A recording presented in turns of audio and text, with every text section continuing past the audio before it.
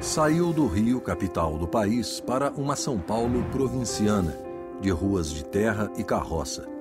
Menino, filho de militares e políticos, tinha comportamento de adulto, de muitos livros e pouco esporte. Cresceu na faculdade, no meio estudantil.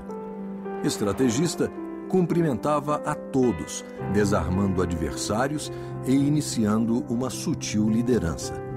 Queria ser padre. A mãe apostava que seria papa ou presidente. O pai, general e deputado de muitas prisões, ensinava: não recuse o diálogo nem com o carcereiro. Com seus amigos de academia, de exílio, ex-alunos, os aliados e adversários da política, apresentou ao Brasil uma proposta de novos rumos ancorada em uma nova moeda. Proposta de muita resistência no princípio.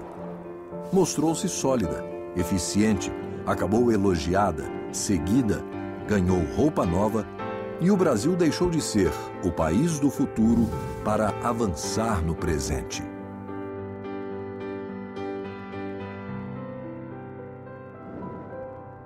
Eu nasci em Botafogo. Aliás, a casa onde eu morei, que eu vivi, está em pé até hoje, na Rua Bambina, número 40. Foi tombada. E por causa, ninguém nem sabe que eu morei lá. Foi tombada por razões outras, por arquitetura, sei lá o quê. E hoje tem uma árvore saindo do telhado lá, né? Aquele tempo no Rio a gente fazia aula de educação física na praia. E subia o morro não tinha favela, né? Bem, mas o Rio já era o que é, a Copacabana, aquela avenida bonita, não tinha tantos prédios, não tinha nada. Tinha um prédio grande de Copacabana Palace. Mas tudo era asfaltado, enfim, era uma cidade. São Paulo não. Curiosamente, quando eu vim para São Paulo, nós ficamos num hotel aqui ao lado de onde nós estamos hoje, que hoje é a sede da Votorantim, é o Esplanada, chamamos o hotel. Aqui esse miolinho é o que é hoje, mas só esse miolinho. Nós fomos morar num bairro chamado Perdizes, que não é muito longe daqui, e um bairro de classe média, mas as ruas não eram todas elas pavimentadas, havia muita terra. São Paulo tinha muito. O Pacaembu era quase tudo de rua de terra. E eu estudei num colégio chamado Perdizes também, na Avenida Água Branca. A Avenida Água Branca passava o bonde, o resto era terra. E havia ainda muita carroça na rua, puxada por burro, cavalo, para trazer pão. Havia cabrito que vinha, cabrita, para vender leite. Então, São Paulo era muito chocante para quem chegava do Rio em 1940. Né? Quando eu nasci, só tinha uma estrada asfaltada do Rio de Janeiro, pavimentada do Brasil, que ligava o Rio e a Juiz de Fora. Em 1940 tinha duas, além daquela, essa aqui de São Paulo, a Via Anchieta, ligava São Paulo a Santos, mas nada, tudo era terra. Então, eu vi São Paulo se desenvolver do jeito que ficou durante a minha vida. É fantástico. Não sei quantos habitantes teria São Paulo, 1 milhão e pouco, naquela época. Hoje, sei lá, tem 15 milhões. Né? Mas eu passei a vida aqui, em São Paulo, e longe, portanto, da política, do poder, porque o poder estava no Rio. Vivia muito no meio universitário. Não era meu projeto ter... Eu via várias vezes nos jornais que eu, desde pequenininho, queria ser presidente da República. Mentira. Eu queria ser padre a uma certa altura, isso sim. Mas a mãe dele sempre dizia: o Fernando ou vai ser papa ou vai ser presidente da República. Se eu disser que tive trabalho com Fernando Henrique, falto com a verdade. Nunca me deu trabalho. Sempre foi uma pessoa muito correta, muito direita, muito disciplinado, muito cumpridor dos deveres. Enfim, isso que ele é hoje sempre foi. Já nasceu assim, feito. Ele tinha muito charme, ele era bonito, ele atraía, era sedutor, tinha uma grande capacidade de verbalização e alguns ou algumas o chamavam de Fernando o Belo. Porque o Fernando sempre foi, no tratamento, na visão do mundo, ele via assim, muito do ponto de vista da política. O Fernando nunca foi um acadêmico assim. Ele sempre teve... O Fernando foi do Partido Comunista, um curto período, entre os intelectuais, que ele também não era de se envolver muito. Política não era uma coisa alheia à minha experiência pessoal, desde criança. O pessoal lá em casa discutia política o tempo todo. E, sobretudo, no tempo do Getúlio, né? E o meu tio-avô foi ministro do Getúlio, da guerra, em 31, 32. Um outro primo foi ministro mais tarde, nos anos 50 também. Mesmo quando meu pai foi eleito deputado, foi nos anos 50, era o tempo do Juscelino, eu só fui à Câmara, que eu me lembro, 1 ou 2 vezes, eu não ia lá ao Rio. Eu ficava estudando na universidade, eu não tinha como perspectiva uma vida que não fosse acadêmica, né? Ao contrário. E aqui em São Paulo as pessoas nem sabiam que eu tinha essas relações de família, que tinha uma ligação com o governo, com o poder. E, na verdade, o que eu queria ser era professor universitário, publicar livros, coisas que eu fiz, não é? E não tinha essa ideia de fazer uma carreira política, não. Eu dizia para ele, brincando até, Fernando, você, como político, é como o besouro, que não, pelas leis aerodinâmicas não poderia voar, mas voou. Você, por toda a lógica do jogo político populista, você não poderia ser presidente da República, mas foi. Realmente... E as 2 vezes no primeiro turno.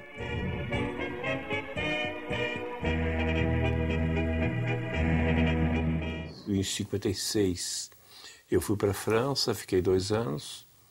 Na volta, aí já havia o hábito das pessoas irem aos sábados, se possível, à casa do Fernando Henrique, lá no Brooklyn.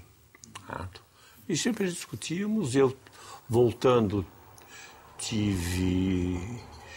estava muito interessado nos novos textos sobre marxismo e sobre política, em particular porque eu tinha participado de um grupo, Socialismo e Barbárie, que o Lefort, o Castoriadis tinham fundado. E na discussão, Fernando Novaes, que frequentava a casa, disse: não, vamos então ler os textos de Marx. E foi assim que nasceu os famosos seminários do Capital. Não é para seguir a política, mas é para entender os textos. E nós levamos muitos anos lendo. Aí sim, era um grupo formado pelo Janotti, pelo Fernando Novaes, que é um historiador, meu amigo até hoje, Bottaviani, que era meu colega, a Ruth, mais tarde o Roberto Schwartz, que tinha sido meu aluno, um rapaz chamado, deve ser um velho hoje, Michel Levy, que depois foi morar na França, o Paul Singer, né? Então, e outros que foram se agregando. E como nós éramos razoavelmente pedantes, cada um lia numa língua, para poder cotejar os textos, né? Alguns sabiam alemão, liam alemão, inglês, espanhol, não sei o que lá. E era muito interessante, porque nós aprendemos muito uns com os outros e brigávamos. O Bento Prado, que foi uma pessoa crucial nessa discussão. O Bento tinha uma análise que chamava de, veja o pedativo, antropologia fundante. Isso quer dizer que é o homem é o centro das coisas e não a estrutura, né? Então, e aí tem um pouco de Sartre, né? Um pouco de existencialismo. Enfim, era uma miscelânea muito grande.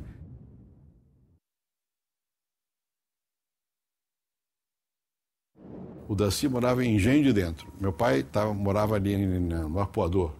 Então o Daci vinha à praia, ia lá para casa dos meus pais, nós íamos para a praia, né? Bom, e o Daci, quando virou importante, porque ele virou chefe da Casa Civil do Jango, né? Fez negócio de Brasília, a Universidade de Brasília, e ele quis levar o Grupo São Paulo todo para Brasília. E brigou conosco, porque ele queria levar o Grupo da Sociologia de São Paulo para lá, nós não quisemos ir. Mas o Daci foi meu amigo a vida inteira. Bom, e o Daci tinha essa ligação com o Jânio, com o Jango, né? E nós acompanhando aquela confusão toda, mas ainda um pouco de longe. Na verdade, nós éramos mais observadores do que participantes. E nós éramos marxólogos, quer dizer, conhecíamos os textos do Marx. E no dia 13 de março de 64, que foi o famoso comício que o Jango fez na Central do Brasil, eu estava no Rio, na casa do meu pai. E eu saí para pegar o trem lá na estação do Rio para vir para São Paulo. Bom, e aí eu vi o comício. Bom, passei pelo comício e fui para a Cidade de Ferro, tomei o trem para vir para cá. E nesse trem vieram José Gregóri, que depois foi meu ministro da Justiça, o Plínio da Ruda Sampaio, que hoje era do PSOL, que foi meu colega de curso primário aqui no Colégio Perdizes aqui. Bom, e nós viemos no trem e estávamos conversando. E havia discussão, vem golpe aí, não vem golpe aí. Bom, e a gente achava que não sabia de que lado vinha o golpe. Nós próprios tínhamos dúvidas, se é o Jango que ia dar o golpe, é outro que vai dar golpe, né? E uns achavam que se fosse o Jango, nós íamos ser perseguidos, outros o contrário. Bom, poucas semanas depois veio o golpe, não era Jango coisa nenhuma, era o golpe dos militares, e nós fomos perseguidos, digamos, sem uma razão objetiva. Quer dizer, no meu caso, de muitos outros mais, né? O que tinha é que eu tinha uma influência grande na universidade. Eu, nessa altura, eu tinha sido eleito para o Conselho Universitário da USP, e até foi o Delfim Neto, que foi meu suplente na primeira campanha, e ganhamos da direita acadêmica. Nós queríamos reformas, queríamos pesquisa, queríamos modernização. Éramos perseguidos como perigosos agitadores. Caminhando e cantando, seguindo a canção, somos todos iguais, braços dados ou não, nas escolas, nas ruas.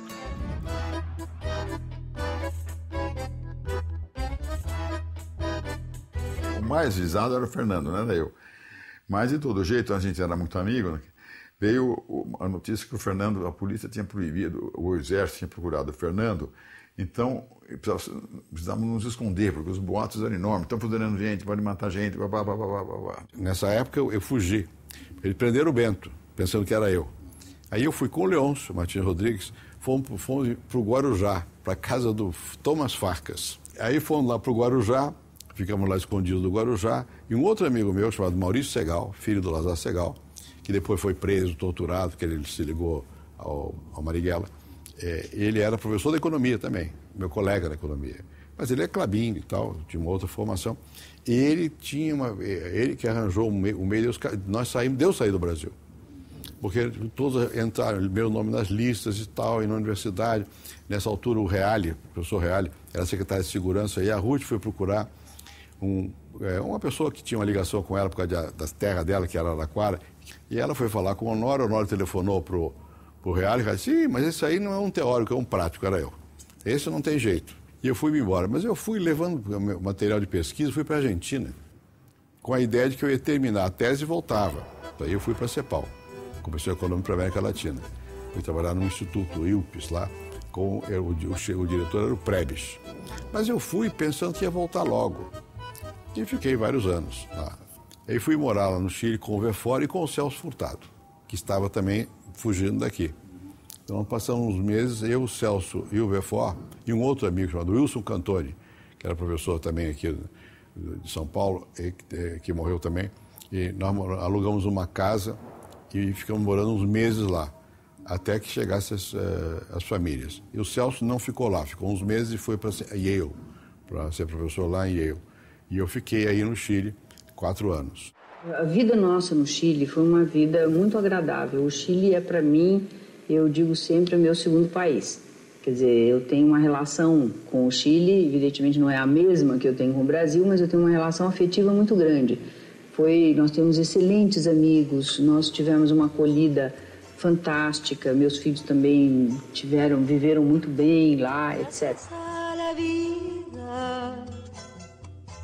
Que me ha dado tanto, me dio dos luceros, que quando los abro... Me adaptei muito ao Chile, eu dei aula na Faculdade de Economia do Chile, dei aula na Escola de Sociologia do Chile, trabalhava na CEPAL, trabalhava com o Prebes, que era o grande líder de tudo aquilo, trabalhava com o José Medina Echevarria, que é um grande sociólogo espanhol, também exilado, e, bom, mais tarde, é aí que eu conheci o Serra, que era jovem, aluno lá, né?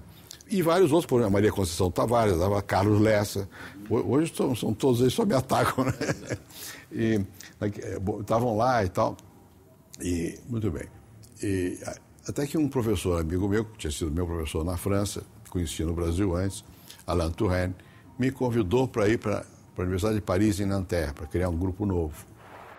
Em 1968, quando ele dava aula de sociologia aqui, Nanterre explodiu na rebelião estudantil que abalou a França.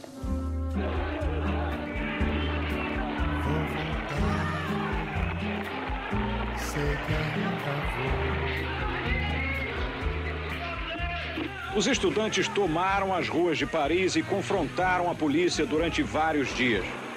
As reivindicações iniciais, aos poucos, se transformaram em contestação do próprio sistema social e político da França.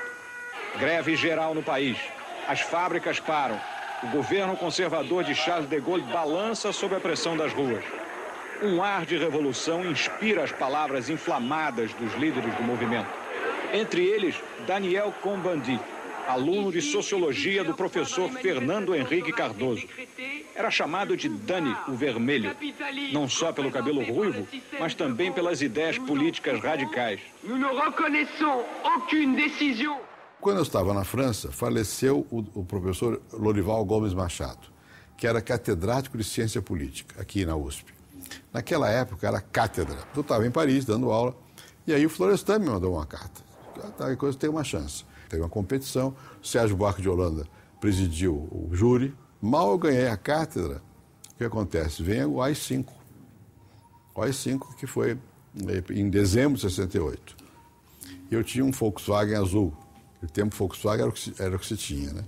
Bem, e eu me lembro muito bem que eu estava indo da minha casa, do Morumbi, para a universidade, quando eu ouvi no rádio a cassação do Florestan Fernandes.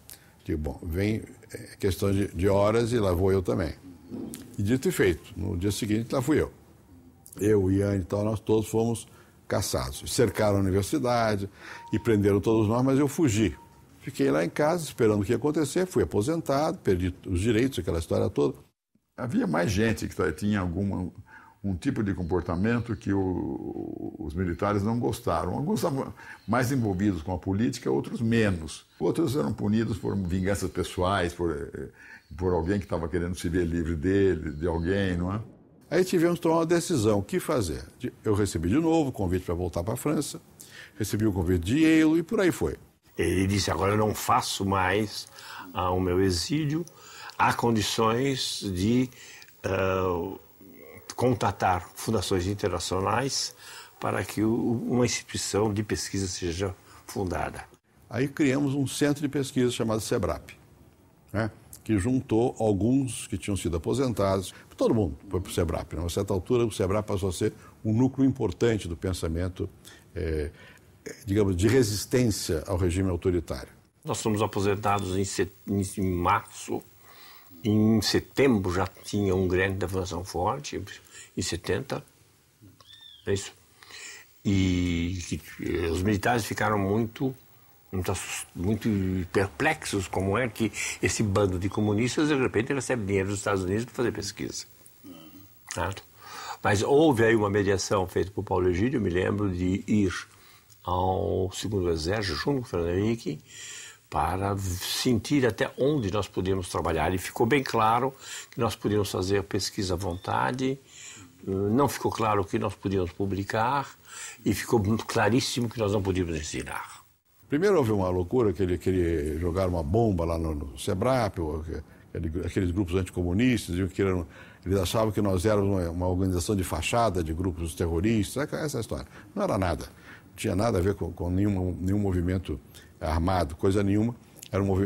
Éramos contra o regime autoritário e dizíamos abertamente. Vocês escreviam nessa época também para os jornais? Escrevia para os jornalicos. Opinião, movimento, escrevíamos bastante, né? Muitos de nós. Aí mais gente veio, o Vilmar Faria, o Bolívar Lamounier, veio, foi crescendo o grupo. Né? Numa certa altura, esse grupo foi muito influente em toda a América Latina, esse SEBRAP, né? Foi realmente muito influente. Bom, e nós, aí jogaram essa bomba, depois mais tarde eu fui para o UBAN, esse negócio torturava as pessoas, interrogado e tal, puseram um capuz na cabeça, ameaçado de tortura, não sei o quê. E vi gente torturada, mas me liberaram. Isso foi na época quem era o Geisel. Era o Geisel, 75, por aí. Mas liberaram e tal, mas muitos de nós foram presos, muitos foram bastante torturados. O Vinícius Caldeira Branco, que trabalhava lá, foi torturado. O Fred Mazzucchelli e o Chico de Oliveira, não na UBAN, e no DOPS. Eu até fui com eles à casa do Severo. O Severo era ministro outra vez. Eu mandei uma carta ao Geisel reclamando, e que o Severo disse, manda uma carta. Eu mandei, o Geisel perguntou a ele, e este aí também não é comunista? Eu não conhecia, eu já tinha estado pessoalmente um par de vezes, e como aluno fui assistir palestras na época dos anos de chumbo, palestras no Teatro Casa Grande, que ele falava, empolgava estudantada, essas coisas. Era uma época que tinha esse tipo de evento, né? O Teatro Casa Grande no Rio de Janeiro, palestras, Fernando Henrique, Conceição Tavares, falando sobre economia, política, num clima muito pesado. O SEBRAP foi contactado pelo Pedro Simão, certo?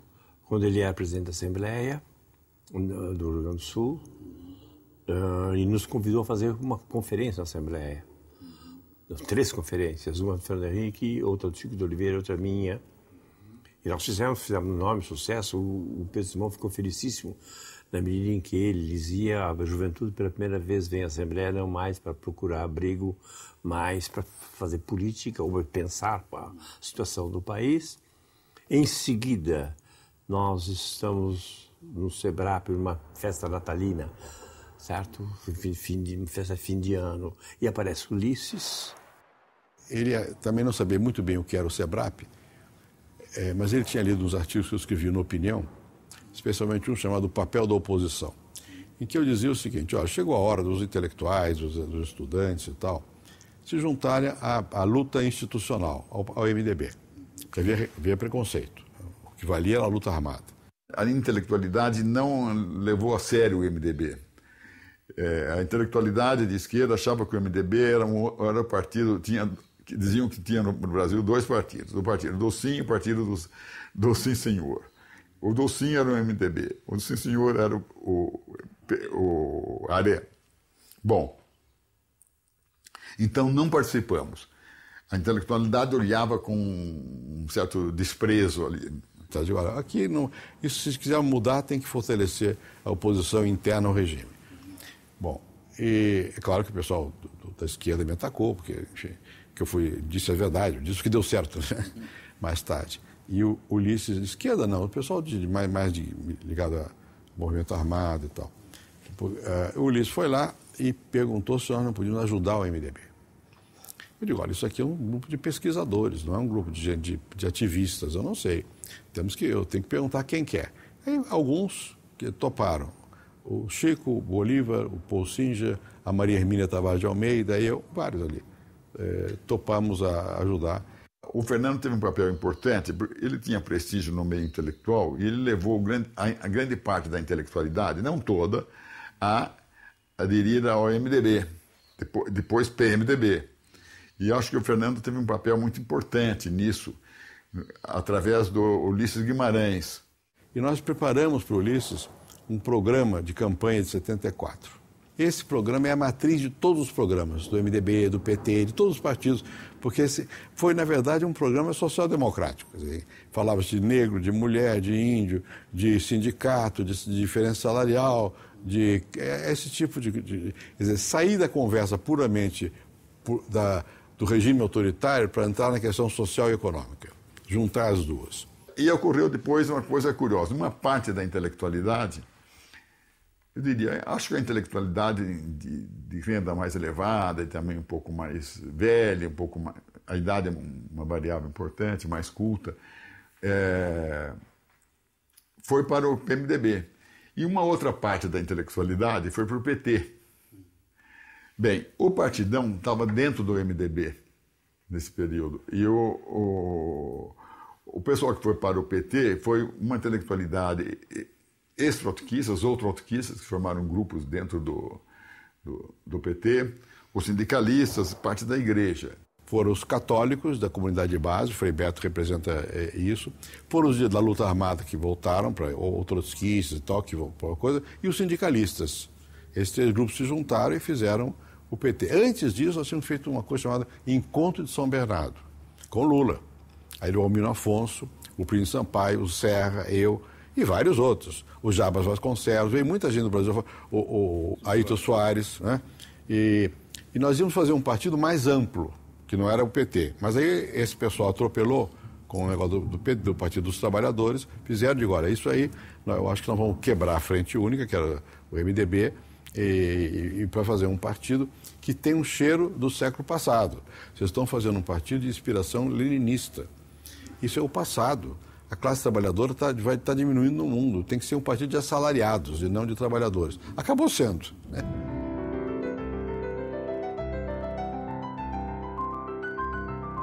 Quando chegou em 77, o Ulisses, de novo, Guimarães, com quem eu tive muita relação, muita admiração por ele foi lá para me convencer que eu podia ser candidato ao Senado. Eu não podia, porque eu tinha sido atingido pelo AI-5. Aí no Supremo Tribunal houve uma apelação do advogado, que era o Arnaldo Malheiros, em que o advogado dizia o seguinte: olha, ninguém pode ser punido para sempre. Como eu não era político, eu não fui cassado por 10 anos. Eu fui impedido de ser candidato para sempre. Não deu prazo, e isso não pode. Em função disso, o tribunal aprovou e eu virei candidato e tive 1.300.000 votos, uma coisa assim, e fiquei suplente. Eu não sabia também que o segundo colocado seria suplente do Montoro, porque eu tinha um suplente, que era o Maurício Soares, que foi depois prefeito do PT ali em São Bernardo, e ele foi indicado a mim pelo Lula, ele representava o PT, o Lula, não o PT não havia, e era meu suplente. O suplente do Montoro era o que foi prefeito de Campinas, o Grama, o Magalhães Teixeira.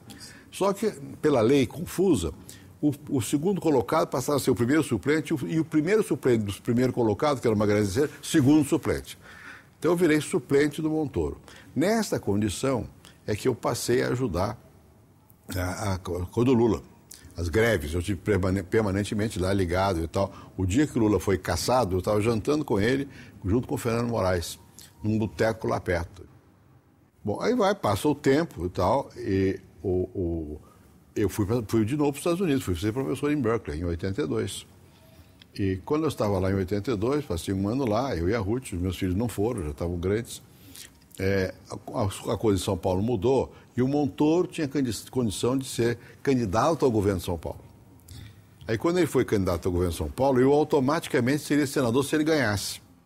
Ele acabou assumindo o Senado, porque o Montoro foi eleito, e governador na época, e eu fui, então, secretário do Montoro. Então o Montoro me pressionou muito para eu ser candidato a prefeito. E eu vim para ser candidato a prefeito. Bom, e fui disputar com o Jânio Quadros, que era uma ousadia. E nós estávamos certos que íamos ganhar a eleição, porque as pesquisas todas eram a meu favor, até as de boca de ouro. Vai ganhar Fernando Henrique, o voto popular. Cada paralelepípedo da nossa cidade, a vitória vai comemorar. O Jânio era um craque, né? O Jânio era uma pessoa de uma capacidade de manipulação de massa extraordinária. Ele me deu um banho de esperteza. Foi uma campanha com muita baixaria. Baixaria do outro lado. Nós não sabíamos fazer baixaria. E também, convenhamos, na época não existia o PSDB. Mas quem fez aquela campanha, em geral, eram futuros tucanos. No último dia da campanha, a Veja queria fazer uma matéria sobre quem ia ser o prefeito. E eu e o Jânio estavam muito... Eu estava na frente, na verdade. Bom, então a ideia era de posar para o caso de ganhar. Todo mundo faz isso. Aí um outro jornalista, que não era, eu acho que foi da Folha, né, fez um flash e publicou. Aí ficou a história, sentou na cadeira antes da hora, então foi isso. Teve um outro jornalista que foi correto, porque tinha uma foto na minha casa eu quebrando a vassoura. É o símbolo do Jânio, né? Mas isso era no caso de ganhar. Aí passou que eu sou vaidoso, precipitado, enfim, eu fui bobo, eu fui generoso, mas bobo. Eu devia ter sido bobo, eu não toparia, né? Porque eu teria medo do que acontecesse. Naquele tempo eu vinha de ingenuidade, não foi. Agora, a probabilidade de ganhar era grande pelas pesquisas. Aí depois o Jânio desinfetou a cadeira, porque eu tinha sentado lá, pendurou as chuteiras. Né? O janismo era como o marufismo, aquela gente agressiva e tal. Bom, o Hélio Jaguaribe, que é um grande amigo meu, veio a São Paulo para me dizer: olha, você não pode sair da política. Agora, você não vai poder ser senador mais, você tem que ser deputado. Eu achei também que era razoável. E eu tinha que discutir, vale a pena ser deputado ou volta para a vida acadêmica? Aí vieram as pesquisas, e eu estava fortíssimo para senador. Porque o povo tem essa coisa, você perde um ano, ganha no outro e tal, né? E houve muita torcida para eu ganhar naquela ocasião. Se mobilizou não só a capital, mas São Paulo inteiro, que era renovar, não sei o quê, contra o Jânio. Bem, aí veio a eleição de 86 e eu ganhei. Eu tinha um comitê só, nada. E não fiz nada, quase força nenhuma. E também tive, sei lá, 6 milhões de votos e tal.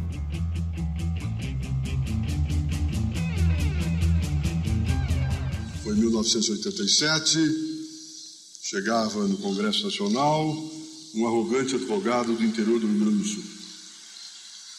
Arrogante por insegurança, não por ignorância, por insegurança. E Fernando soube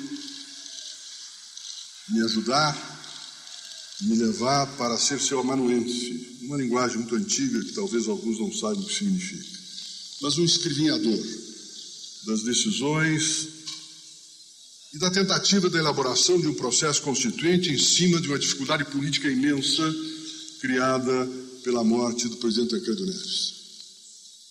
E aí nós prosseguimos, e aprendendo com o Fernando como poderíamos construir e compreender aquilo que estava na entrelinha das suas informações, que o sempre, na palavra de Borges, é uma palavra proibida aos homens e às mulheres. Por isso, Fernando sempre falava em processo, sempre referia na construção e na superação. Essa Constituição é muito boa, no seguinte sentido, era uma Constituição realmente democrática, era uma Constituição que tem um desenho de uma aspiração social-democrática, saúde, educação, reforma agrária, mas ela veio muito marcada pelo momento, ou seja, Estado, o Estado sufocando demasiado o mercado, monopólios, né? E muitas regras, nós éramos contra. Eu fiz uma emenda, eu peguei cláusula por cláusula da Constituição, o que devia ser mudado de um jeito ou de outro, porque era óbvio que a Constituição tinha que ser mudada. Já para mim já era óbvio, que ele está uma camisa de força. Falando ao Brasil, declaro promulgada o documento da liberdade, da dignidade, da democracia, da justiça social no Brasil. Que isto se cumpra.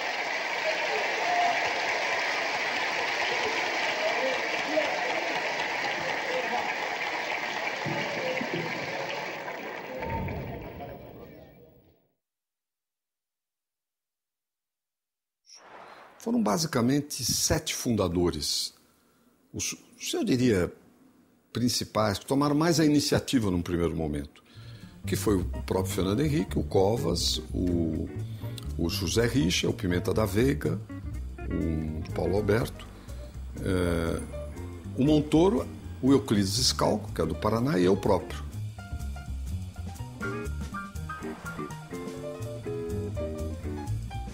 E fizemos o PSDB. E o Mário foi candidato a presidente da República. Foi candidato a presidente da República, nós tinha algumas chances de ganhar. Fez um discurso chamado Choque de Capitalismo, para o qual o Serra e eu tínhamos uma colaboração bastante forte. E o Mário falou muito bem, e ele sabia fazer. Eu acho que se ele tivesse levado mais assim, ele teria ganho. O Collor percebeu que tinha uma brecha e entrou na brecha. E ganhou. E nós apoiamos o Lula no segundo turno. Aí foi muito interessante, porque eu e o Scalco, Euclides Scalco, que era do PSDB, que foi líder também, fomos encarregados de negociar com o PT os termos do acordo. Pelo PT era o Zé Dirceu e o Plínio, meu antigo amigo Plínio. Bom, era impossível, porque eles tinham 13 pontos. Eu digo, vocês estão pensando que estão fazendo uma revolução, é uma eleição. O programa que está aqui é inviável, porque é uma reforma agrária onde o governo não entra. Os jornais vão ser dirigidos por um comitê de redatores. Os proprietários vão desaparecer. Enfim, era muito infantil. Eu apelei ao João Amazonas, que era líder do PCdoB, que era uma pessoa experiente. Eu digo, João, você é Amazonas, você veja, ajuda a ver. Eles não dá, eles pensam que estão fazendo uma revolução, uma eleição. A gente foi na casa do Plínio, uma conversa com o João Amazonas. Mas não houve jeito. Então nós resolvemos apoiar o Lula e não nos comprometermos com o programa. Mas isso era ilusório. Eu achava que o Lula ia ganhar. Eu digo, meu Deus, eu vou assistir de novo porque eu já vi várias vezes. Eu vi o Jango, eu vi o Ilha na Argentina, eu vi o Allende no Chile. Nós vamos fazer a mesma coisa, vamos ganhar. E o PSDB não vai poder sair do governo e nós vamos nos arrebentar. Porque bom, mas perdemos. Aí veio o Collor.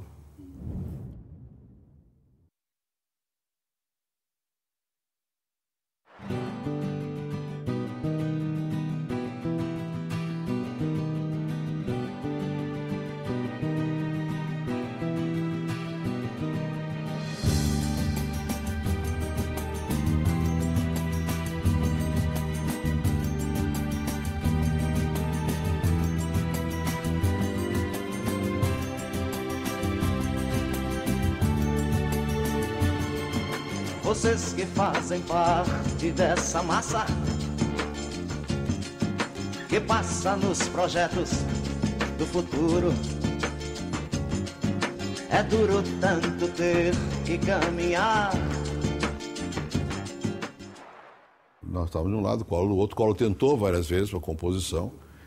Há uma versão equivocada de que foi o Covas que não aceitou, não é verdade. Nem eu, nem o Tasso quisemos a composição.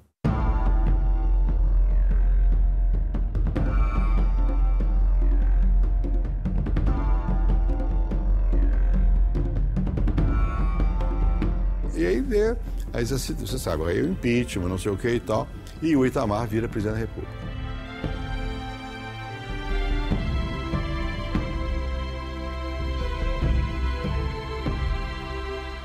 Ora, o Itamar era meu colega de bancada. Eu era líder. Líder do Itamar não existe, o Itamar não obedece. Tem ideias próprias. Bom, aí virei ministro do exterior. E estava muito feliz como ministro do exterior quando houve muitas crises, não vou entrar em detalhes, porque aí até que ele começou a mudar ministro da Fazenda toda hora e a me chamar para opinar sobre coisas da economia. Não é? E eu estava lá no exterior quando ele me botou de ministro da Fazenda. Né? De uma maneira estranha, bizarra. Acho que o Roberto Freire teve peso nessa decisão.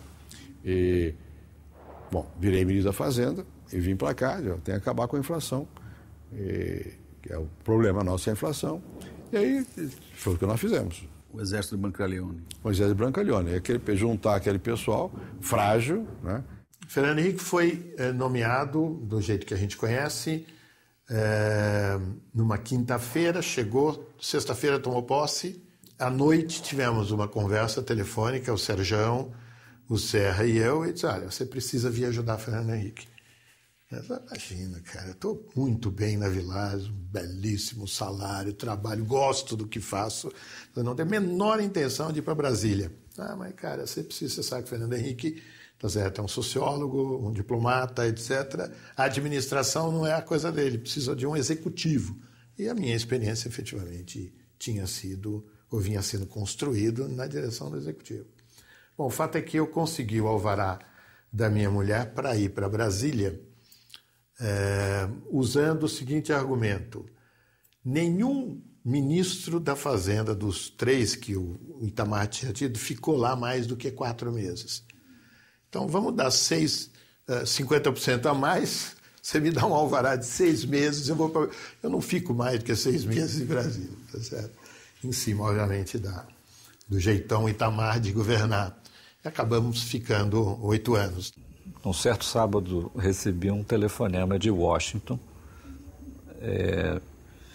Estavam na linha, se revezaram na linha, ou eu falei em 2 ocasiões, já não me lembro mais, o Pedro Malan e o Armínio, que estavam com Fernando Henrique nos Estados Unidos. E vieram lá as cogitações de nomes e tal, e ele disparou vários telefonemas. Os economistas que receberam esses telefonemas, e que afinal foram os primeiros 3, foram eu, o Winston Fritz e o Edmar Baixa. 3 professores da PUC e foi o começo. Ele trouxe também na mesma ocasião Clóvis Carvalho, e ele trazia do Ministério de Relações Exteriores, onde ele estava, uma opção de assessores, jovens diplomatas e tal, que trabalhavam com ele lá. Essa foi a equipe. Isso não era nem um exército Brancaleone, era um pelotão, quando muito. E foi desenvolvido no dia 15 de junho de 93, ou seja, 3 semanas depois de tomar posse, o Fernando Henrique apresentou ao Itamar Franco, isso foi para a televisão, etc. e tal, o plano de ação imediata. Por que eu acho que ele tem importante? Porque ele tem aqui, primeiro, tem um diagnóstico básico da situação e nós estamos falando da Fazenda. Portanto, o nosso enfrentamento básico era o nível de inflação, a instabilidade econômica, né? E, do outro lado, qual é o rumo que nós vamos fazer? E o meu papel foi político. Primeiro segurar o governo, depois o país. Explicar que a coisa vai, não sei o quê. Falava todo dia, rádio, televisão. E tomar decisões, porque os economistas são brilhantes, mas são medrosos. Né? Eles querem ter todas as condições garantidas, mas não dá para fazer o plano porque o governo é fraco. E ao contrário, se o governo fosse forte, a turma favorável que ganha com a inflação não deixava acontecer nada. O Congresso está em pandarecos, é a única chance que nós temos, é agora. Né? Mas nós não temos o ministro do Planejamento, o presidente do Banco Central, o Banco do Brasil. Você tem que exigir do Itamar isso. Eu não posso. É o contrário, eu só tenho que mostrar ao Itamar que estamos fazendo uma coisa boa para depois eu ter força. Não adianta eu dar pré-condições. O presidente é ele, não sou eu. E eu devo dizer que o Itamar foi muito correto comigo. Muito. Às vezes há intriga. Não, ao contrário, o Itamar foi muito correto, me deu uma força enorme. No contexto das nações de hoje, tá certo? Nós estamos juntos com o Zaire, a Ucrânia e a Rússia.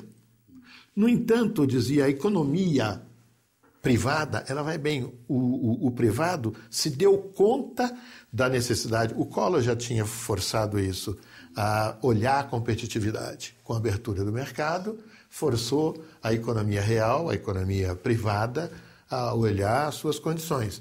Então, o que a gente dizia assim, a economia brasileira está sadia, mas o governo está enfermo. A desordem financeira e administrativa do setor público é a causa fundamental da doença inflacionária. Ou seja, o governo é sócio da inflação. O governo precisa da inflação para fechar suas contas. E finalmente são abertas as portas dos supermercados. E vejam só a correria. Todo mundo correndo para pegar 1 litro de leite.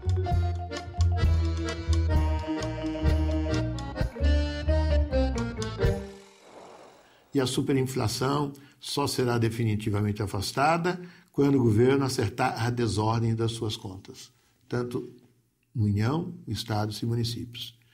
E isso só vai se acertar se as forças políticas decidirem caminhar com firmeza nessa direção. Ou seja, a decisão política essencial é pôr em ordem as contas do governo.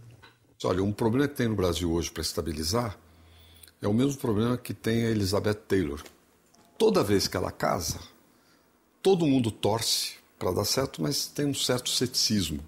Então, o 9º casamento da Elizabeth Taylor, todo mundo sabe que não vai dar certo, né? Mas todo mundo torce para que dê. A estabilização no Brasil era um assunto parecido. Em 7 de dezembro foi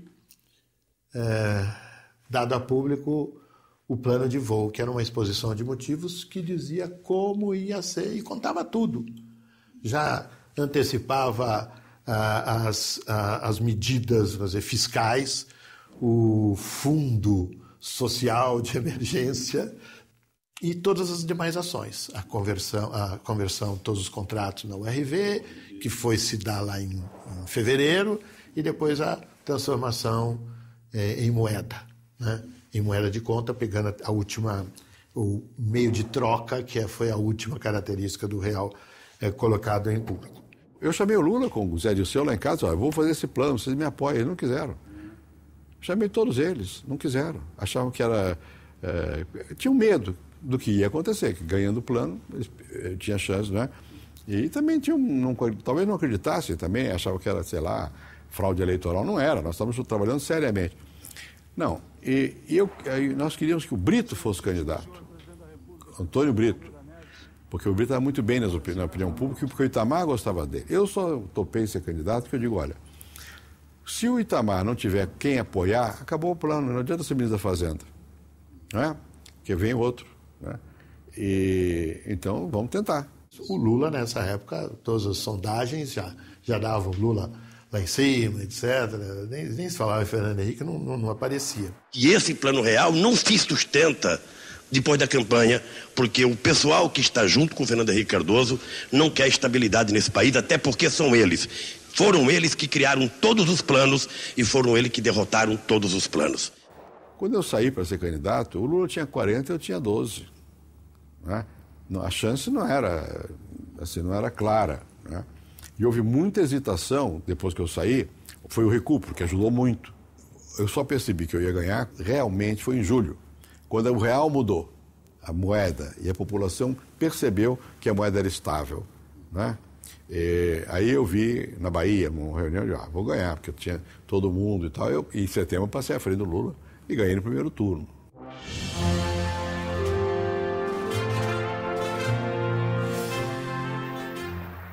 No Congresso Nacional, o presidente Fernando Henrique Cardoso tomava posse. Na Praça dos Três Poderes, as pessoas chegavam para a festa. Gente de todos os lugares de Brasília e também de outros estados. No parlatório, o ex-presidente Itamar Franco passou a faixa para o novo presidente. Prometo manter, defender e cumprir a Constituição, observar as leis, promover o bem geral do povo brasileiro, sustentar a união, a integridade e a independência do Brasil. Plano Real foi uma virada importantíssima na história do país. É claro que a inflação não acabou, a inflação zero também ninguém deseja, mas a inflação chegou a níveis civilizados, como se costuma dizer, importante. O reequilíbrio das finanças públicas, o saneamento dos bancos e, inclusive, apesar disso ser frequentemente negado, inclusive na área social foram feitos os primeiros programas que depois o governo Lula soube desenvolver com eficiência. Então, no todo, eu acho que é um governo bastante satisfatório. Eu creio que a reeleição poderia ser, a instituição da reeleição, melhor dizendo, poderia ter sido melhor conduzida. Visto a posteriori, certamente um plebiscito nacional que ratificasse o Instituto da Reeleição, essa nova criação, daria muito maior legitimidade e evitaria ao presidente e evitaria muito o desgaste o que ocorreu no parlamento. Eu vou contar que foi desgastante. Primeiro, desde o início, porque naquele tempo o Congresso tomava posse novo em março. Então, o Congresso antigo fazia uma opção de coisas. No meu caso, eles deram aumentaram 100% do salário mínimo. Eu tive que vetar o aumento do salário mínimo. Não tem esse negócio de 100 dias de vetar. Em seguida, veio a greve da Petrobras em maio, que era contra a quebra do monopólio, na verdade. Né? A greve de maio, eu tive que ser duro com a Petrobras. Para mim era difícil, eu disse aqui, pela minha origem, minha tradição, mas eu não dava, eu estava certo. Se eu não tivesse feito isso, a Petrobras não era o que ela é hoje. Nós fizemos a Petrobras ser uma empresa grande, fizemos competir, virar empresa de verdade. Nunca a produtividade cresceu tanto quanto no meu período, dei liberdade de movimento à Petrobras, tirei a invasão política na Petrobras, mas não era essa a percepção. Havia os sindicalistas, uma outra visão. Foi muito duro desde o início. Depois eu tive a crise dos bancos, em 95, que foi o PROER. O PROER que salvou o Brasil, que hoje todo mundo sabe disso, eu apanhei para burro. Estava defendendo banqueiro, não sei o quê. Não, estava defendendo o Brasil. A reeleição é uma conversa que inventaram depois. A reeleição foi fácil. A reeleição foi aprovada em janeiro de 97 pela Câmara, por uma votação estrondosa, com uma maioria enorme. Todos os pesquisas de opinião pública a favor, todos os editoriais dos jornais a favor. Quem era contra? Duas forças, o Maluf e o Lula, porque eram candidatos à presidência. Bom, porque comprou voto. Ainda ontem estava dizendo isso. É mentira. Houve compra de votos, sim, como há muito frequentemente, mas não foi o governo. Foi no Acre, briga de local entre gente do Maluf e do governador, que era do meu lado. Compraram, recompraram, não sei o quê, e foram expulsos do Congresso com o nosso apoio para ser expulso. Foram 3 votos. A diferença foi imensa na votação. No Senado foi 80%.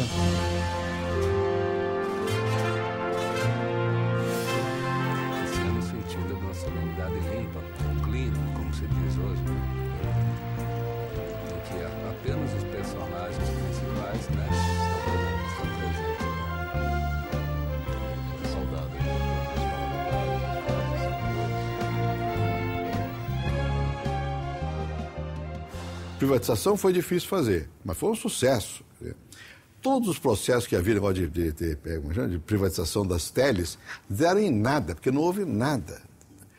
Não houve nada, foi tudo bem feito, foi tudo correto e deu o que deu. Hoje explodiu a internet. Você não imagina, nós tínhamos 2 milhões de celulares, tem 190 milhões hoje. A Vale rendeu mais ao governo depois que ela foi privatizada do que antes e continua ainda na mão dos fundos de pensão. Mas deu dor de cabeça a privatização, mas nós fizemos. E também moderadamente. Eu nunca quis privatizar a Petrobras, nunca quis privatizar o Banco do Brasil, a Caixa Econômica, tudo isso é invenção. Eu jamais quis. Né? Eu queria em certas áreas, porque nós precisamos dinamizar, modernizar e não tínhamos recursos.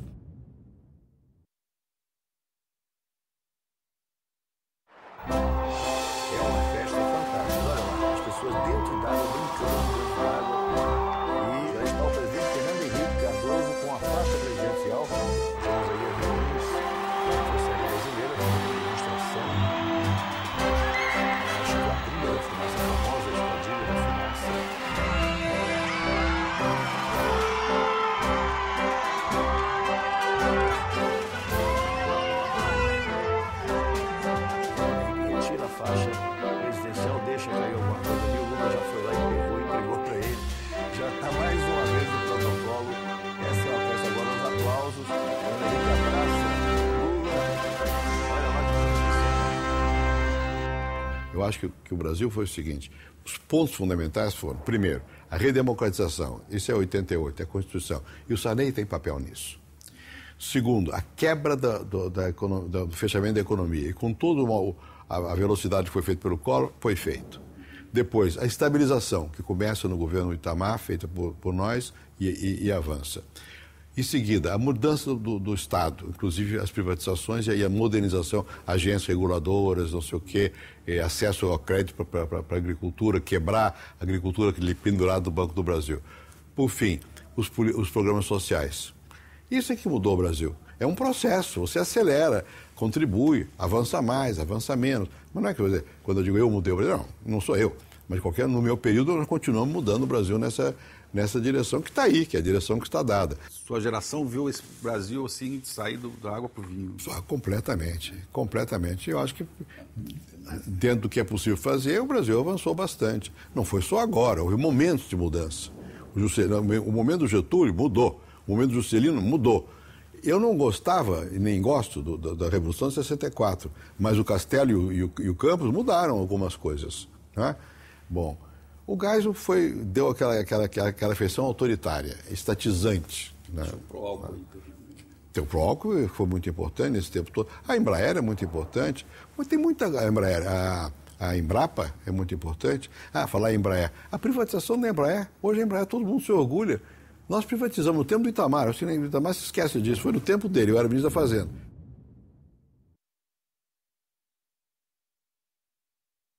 E você, Fernando, soube realmente fazer a construção do processo político de tolerância, de compreensão e de criação. E nós precisamos ter presente, Fernando, de que os tempos mudaram. E o que se percebe muito, muito claramente é que o velho Nelson Rodrigues tinha razão, embora na época nós os odiássemos, em que ele dizia que no seu tempo, naquele tempo, no seu tempo de Pernambuco antes, os idiotas chegavam devagar, ficavam quietos. Depois de anos para cá, Fernando, os idiotas, diria Nelson Rodrigues, perderam a modéstia. E, portanto, nós temos que ter a compreensão e a tolerância também com os idiotas. Eu nunca imaginei, apesar do que dizem por aí, que eu ia ser presidente do Brasil. Uma vez, foi duas. Nunca imaginei. Então, não me custa mais não disputar. Não ver no outro, senão um potencial de amizade. E agora, também confesso, eu fiquei muito feliz com a carta que o presidente da República me mandou através do Nelson Jobim. Porque eu senti nesse gesto, não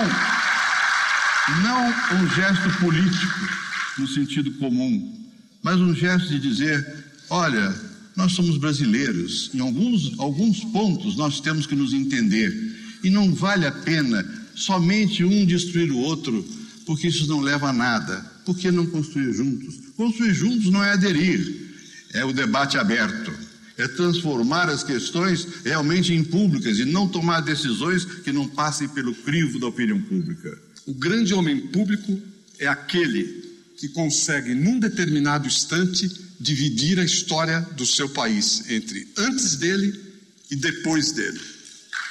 E este é um patrimônio que o Fernando Henrique leva consigo. O Borges disse nesse verso que eu citei lá, uma coisa. O Borges é um autor que não é dos meus preferidos, mas ele tem poesias lindíssimas. Ele disse: olha, eu a essa altura só quero uma coisa: ser amado e amar. Eu amo vocês profundamente e eu sinto que sou amado. Sou feliz. Muito obrigado.